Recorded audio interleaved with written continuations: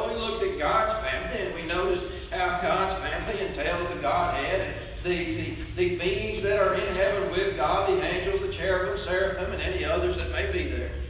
We also looked at how Christians, how God's family, part of His family, is a Christian, and one who is obedient to His will, one that follows His commandments, and one who is also now as a part of the adopted family of His. Today we are going to take a look at the Christian family itself. Now, brethren, is it safe to say that in our nation today, the family is falling apart? What God has desired and designed and wanted for His people, the design behind the family of Christ is falling apart too in some ways. But the Christian home, the family, when you look at what is being portrayed, what is being pushed, when you look at the agenda of same-sex marriages being pushed upon us and forced upon us, you know, we are the ones that are accused of forcing the Bible upon people, yet it's just the opposite that is in occurrence today. You see the home being falling apart and being attacked on every corner. That is the agenda behind the whole same-sex marriage idea, is to completely destroy the family unit. Brethren, if you destroy the family unit, you have not a nation of people. It is the family unit which helps an individual to grow into this world, to realize what part in this world they are to fill, to see what part in this world that they are to operate and function. It is the family unit that helps an individual to see and learn the traits of that child and help that child to grow in those traits so that they may be not only a productive member of society, but so that they may also instruct their own offspring in those traits as well. It takes the family unit to be able to do this. Two women can't do this together. Two men can't do this together. I get put in jail for that. Y'all come visit me. But I ain't going to stop saying it. Brethren, in God's eyes, homosexuality is a sin. It is an abomination.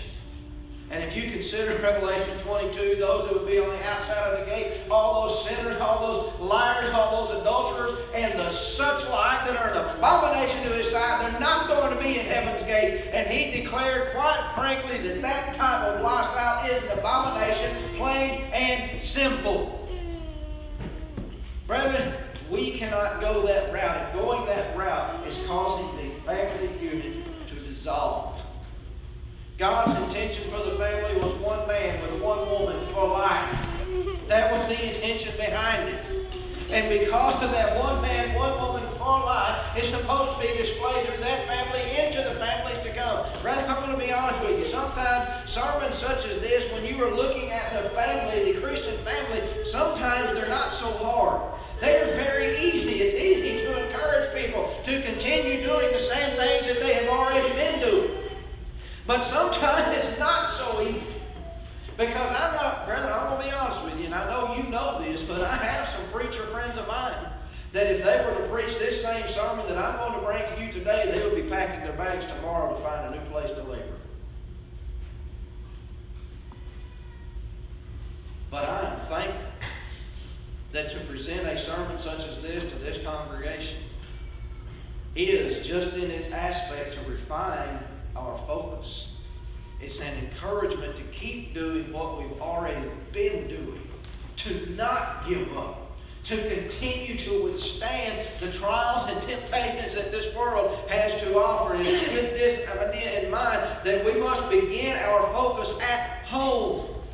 That is where the family unit begins. Brethren, where do we get the idea of family, the family that we have in Christ? Where do we get that idea except it began at home? We look at the way that we live in our home and the way in which we conduct ourselves, and we see that it is time for sometimes, in some places, Daddy, it's time to step up and take your place. There are a number of families where the fathers will sit back and let Mama take care of everything. She's got to take care of paying the bill. She's got to take care of disciplining the kids. Folks, I'm going to tell you something. When I came home from school, I remember if I got in trouble at school, Mama always got home first. I got home and I got it from Mama. But the one that I dreaded, because I knew Daddy wasn't home yet.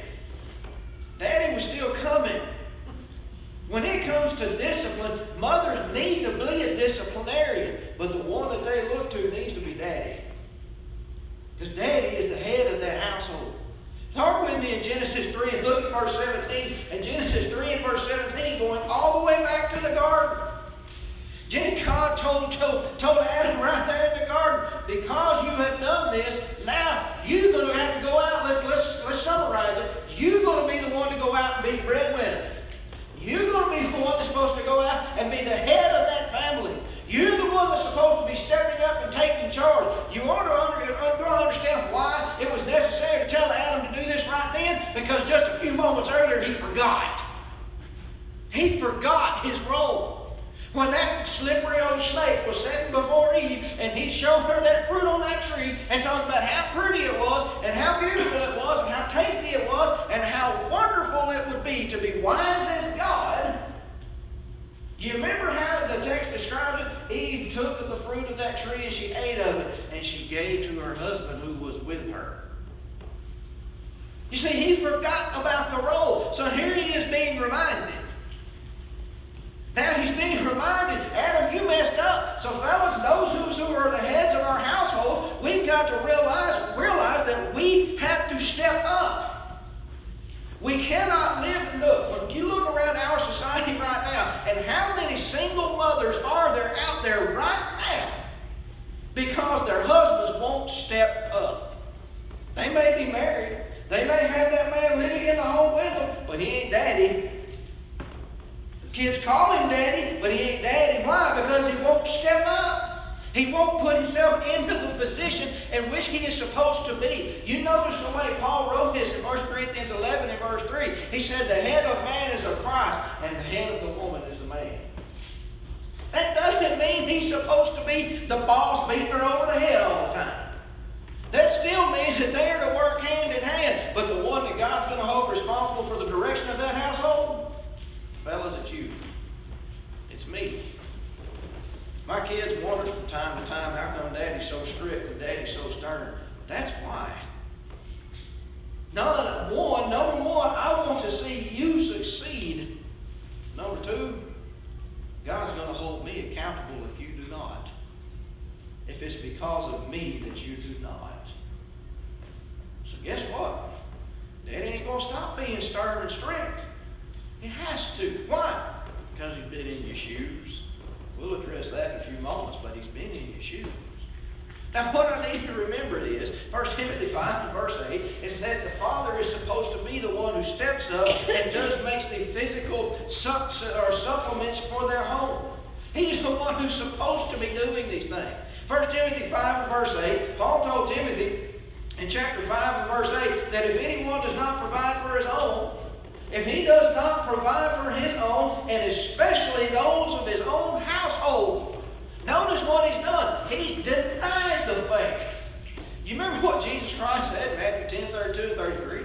He said, whosoever will confess me before men, him will I confess before my Father. But whosoever shall deny me before men, him will I deny before my Father.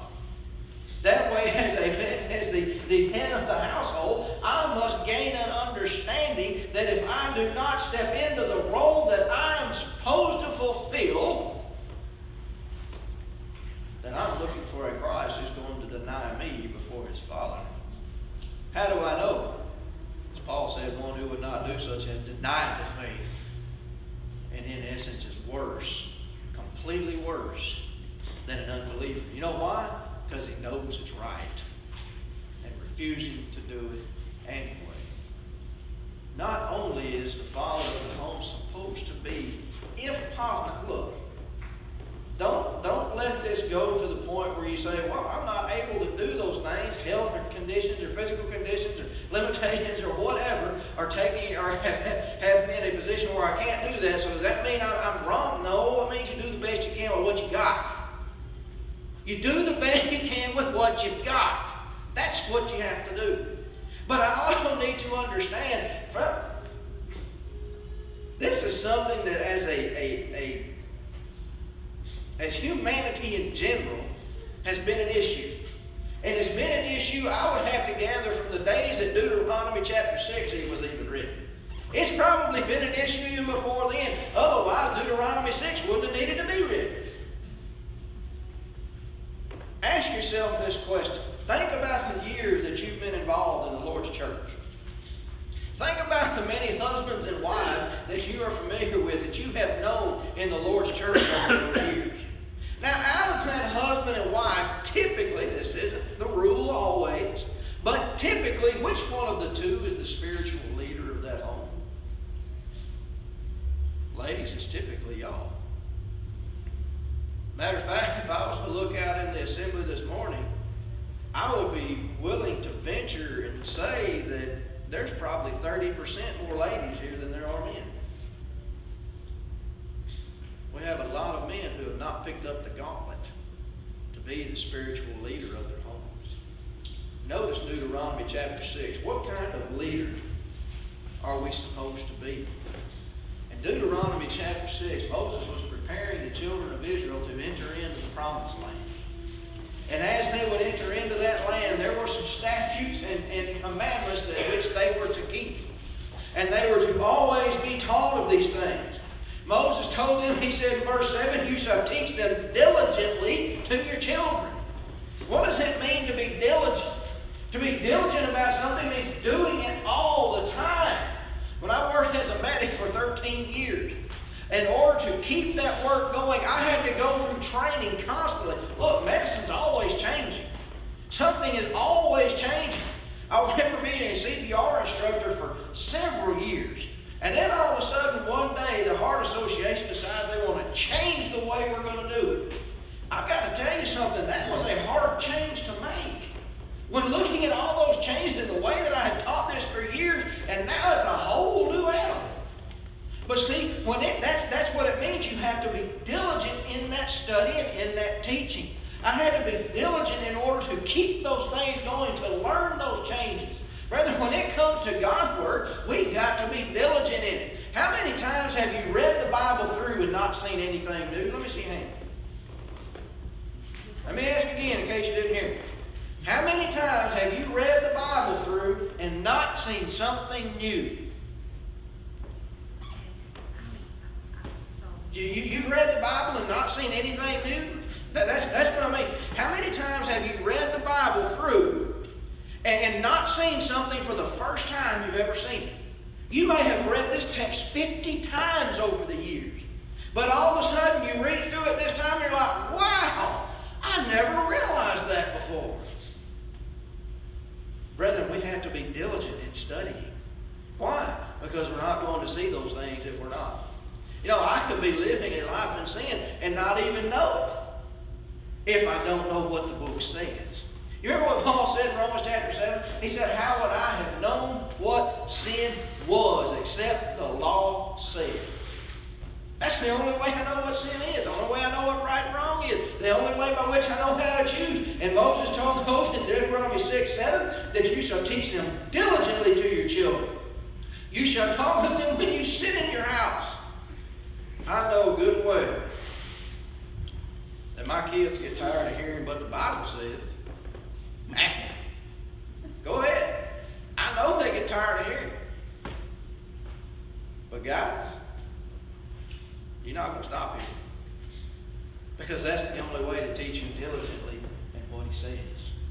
That's the only way to teach you all the time. When I sit in the house, when you walk by the way, when you lie down at night, when you rise up. Notice what Timothy was told in 2 Timothy 2 and verse 2. And the things that you have seen and heard of me, commit them, give them to, pass them on to faithful men who are able to teach others also. Fellows, as the men of our homes, we are to be the spiritual leaders whether we like it or not. You know what's funny about, you know what I've learned about things that I don't like? If I keep doing it, eventually I like it. You may think this is silly.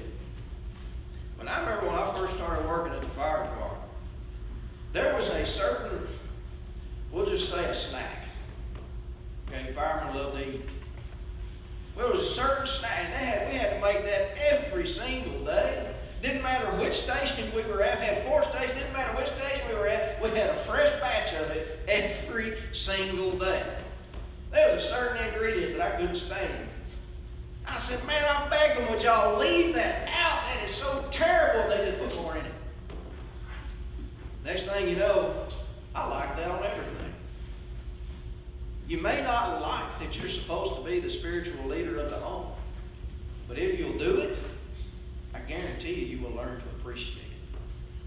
You know, as we've been studying through the book of Revelation on Sunday morning, don't raise your hands. I'm just curious. I'm curious about that. Don't raise your hands. But how many of you remember how many times I told you that when we began this study of Revelation, I said I'm very uncomfortable with this book because I don't know it very well. You know why I wanted to teach it? Because I was uncomfortable with that book. You know what? As we've come along thus far teaching the book of Revelation, I think I'm getting a pretty good handle on it. I feel a whole lot more comfortable with it. Why? Because I picked it up and started doing it. Did I know what I was doing? I knew how to study it. Did I know exactly everything? No. And I still don't. I'm not going to pretend. But the fact of the matter is, the more you do it, the more you appreciate it. And I am so thankful to every one of you that encouraged a study of a book of this nature. Because now I'm not scared of it anymore. Now it doesn't make me nervous to talk about the book of Revelation. I knew what it said, but now understanding the details, and I hope those details being able to be relayed to you. But the point being, pick up the gauntlet and get it to work. Sometimes it takes the one standing behind us to give us that push. I've seen a number of couples, and I know you have too, husbands and wives alike, where maybe she has a very, let's call it a type A personality. How's that? Is that fair enough? Is that polite enough? I'm trying to watch my tongue and make sure I don't let something slip out unintentionally here. A type A personality. Very domineering in some ways. And it is nothing to see a husband married to a wife such as this who will sit back, cross his arms, not say a thing, and when she starts to fuss at him, he'll just kind of look down the floor. Now, what kind of a spiritual home leader is that going to develop into? I dare say it's not. In fact, you go all the way back to that same incident, and in Genesis chapter 3, when Eve took the fruit of that tree and came to her husband with her, you remember, who did God address first? Her. What did he tell her? Chapter 3 and verse 16, now your husband's going to be the one and rule over you. He was reminding her of the position that she was supposed to be in when she stepped out of that role and allowed that type A personality, I guess, to pull that fruit off of that tree and partake of it.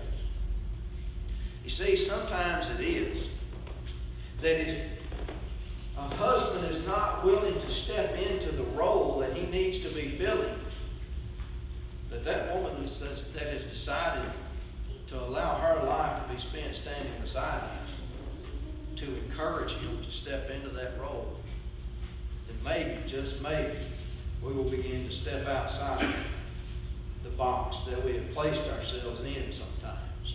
I want you to notice what Peter told those in 1 Peter chapter 3. In 1 Peter chapter 3, I evidently forgot to get that note on the PowerPoint. 1 Peter chapter 3, verses 1 and 6.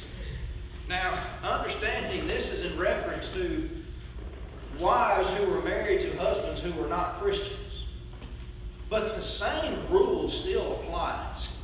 I want you to notice what he says. Wives, be submissive to your own husbands, that even as some will not obey the word, they without a word might be won by the conduct of their wives. What does that mean? You live the right example in front of them.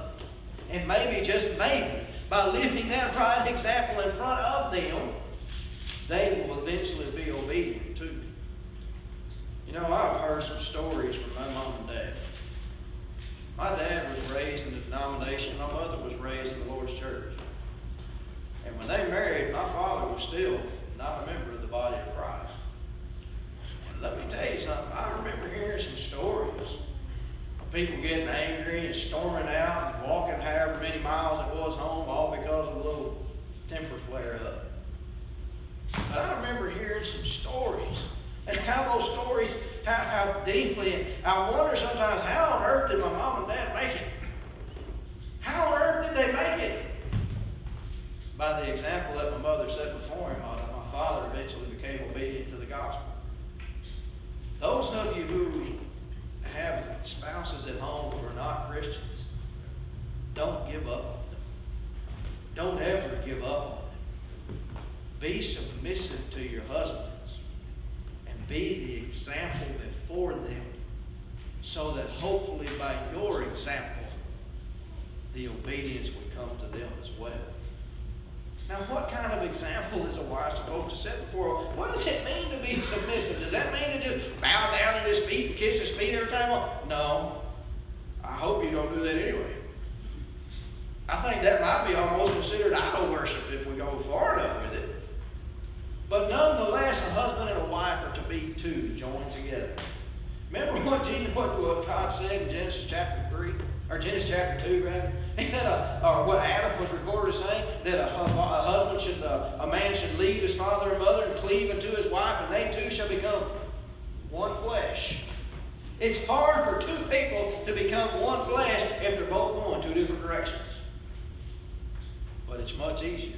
Matter of fact, if you were to ask a couple of Siamese twins, I guarantee you'd find out how difficult it is for two people joined together in two different directions. Could you imagine that? No, I want to go here. No, I want to go here. No, I want to... That doesn't work very well. It's much easier when the two are joined together. Notice in verse 7 of 1 Peter chapter 3, as Sarah, when she would speak to Abraham, she addressed him as Lord. Not that he was a Lord over her, but that it was a point of respect and reverence for the position of the man in that family. That's what it was about. Now, I used to tell folks, I don't remember if I ever said it here, when we were going around trying to get support to go to the Memphis School of Preaching, you always had to introduce yourself to the congregation. And there was, no matter how many people were there, you had to introduce yourself and let people know who you were and what you were doing and what your intent was. And I remember, and I still believe this without a shadow of doubt, I would introduce myself and I'd introduce my wife. And I would make sure that I pointed out to those individuals that don't get the idea. You know, you've always heard that old saying, behind every successful man is a successful woman. Brother, I don't believe it. Because in order for him to be successful, she's got to be right beside him. Not behind him, hiding in the shadows. Not under his feet, to be walked on as a doormat. But for him to be successful, especially as the physical and spiritual leader of the home, it takes a woman beside him as a spiritual example and a physical example to help encourage him to be that leader in the home. A couple of things that I want us to look at before we move from this point is when it comes to being a parent. You see, we can't talk about the Christian family without talking about being a parent. And Ephesians 6 and verse 4, Colossians chapter 3 and verse 21, both discuss how parents should not provoke children to wrath. One, that they may not be discouraged. One, that they may not fall. Provoke not your children to wrath. Well, sometimes this is the mentality that we have toward our children. And we're out in front of everybody. We're all nice and sweet and full of buttercups. Well, when we get around, so we get away from everybody, all of a sudden we might turn into a vengeful monster. You see, that's not the type of person we ought to be as a parent to our children. Our children need to see a stability.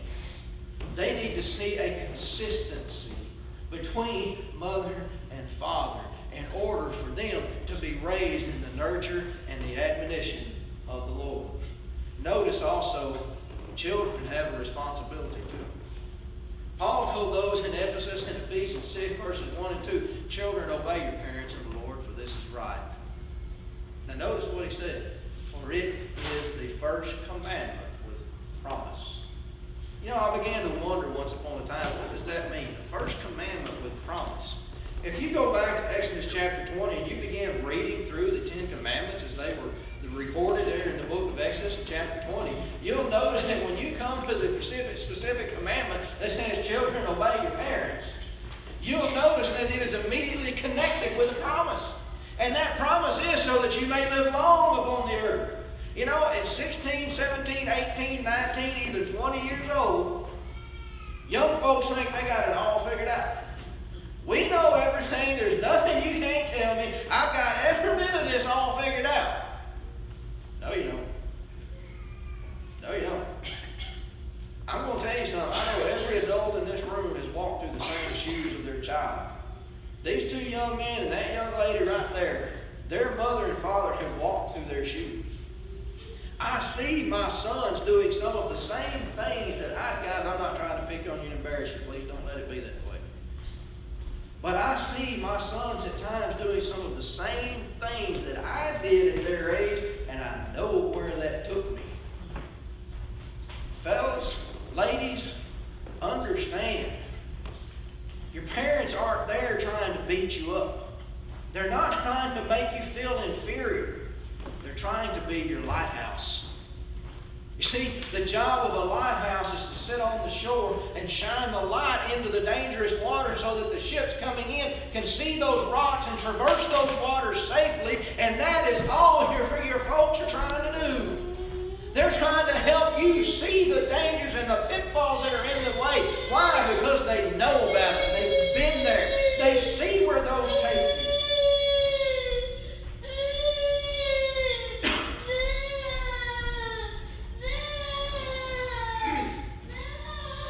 Pardon me, my sinuses are still giving me a little trouble.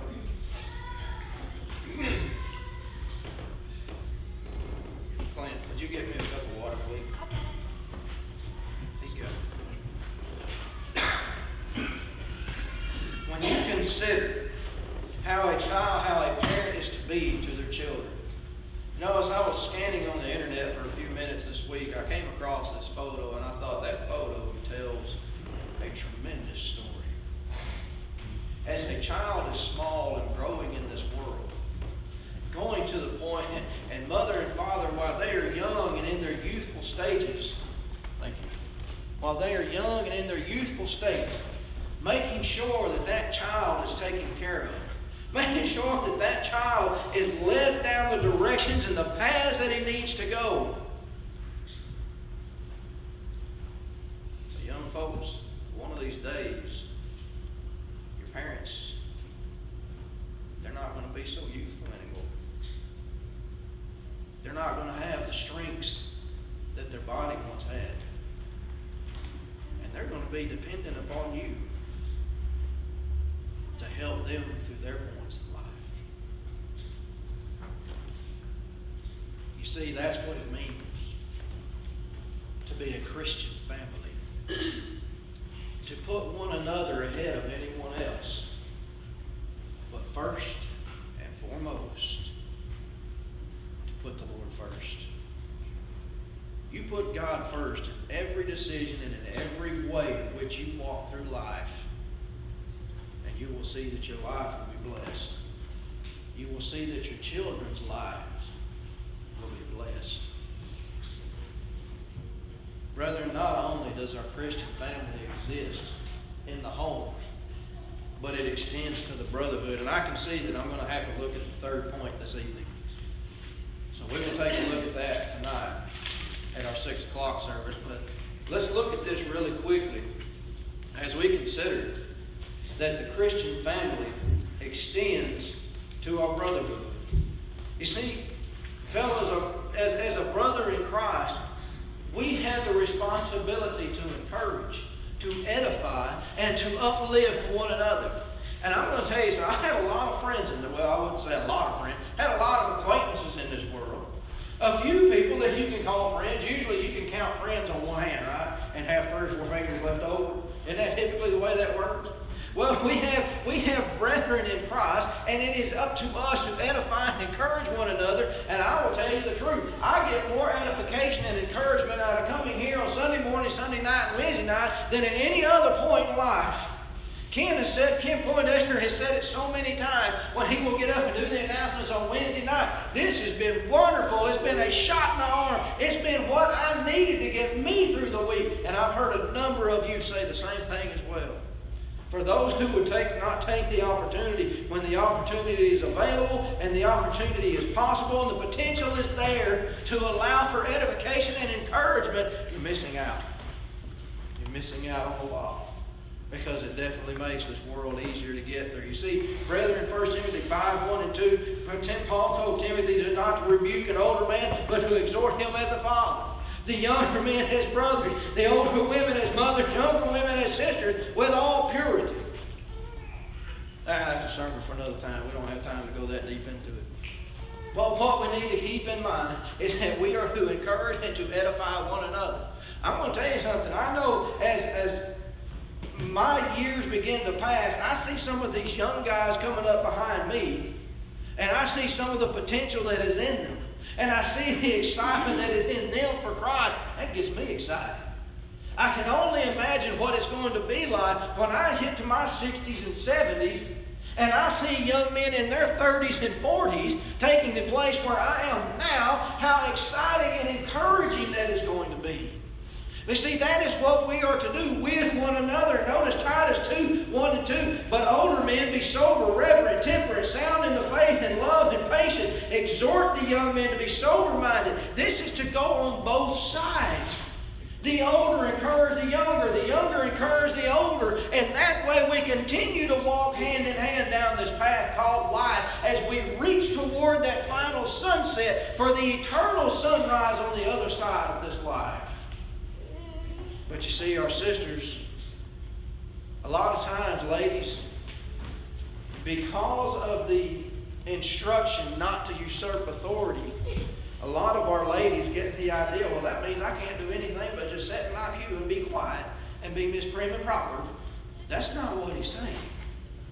You see, there are plenty of things for all of us to do. As he encouraged the men to encourage the other men, he encourages the ladies to do the same also. If you notice in Titus chapter 2, 4 and 5, he encourages the ladies to encourage the younger women to be chaste, to be homemakers, to love their husbands, to help raise their families, to take care of the things of the home the way a mother is supposed to. We need to understand those things, and we need to, Titus 2, 11 and verse 12, steer clear of those things that take us away. Titus chapter 2, verses 11 and 12, and Paul told Titus, for the grace of God that brings salvation has appeared to all men, teaching us that denying ungodliness and worldly love, we should live soberly, righteously, and godly in this present age.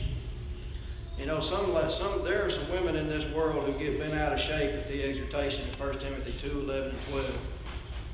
Where Paul said, let a woman learn in all submission and silence. And I do not permit a woman to teach and to have authority over man, but to be in silence.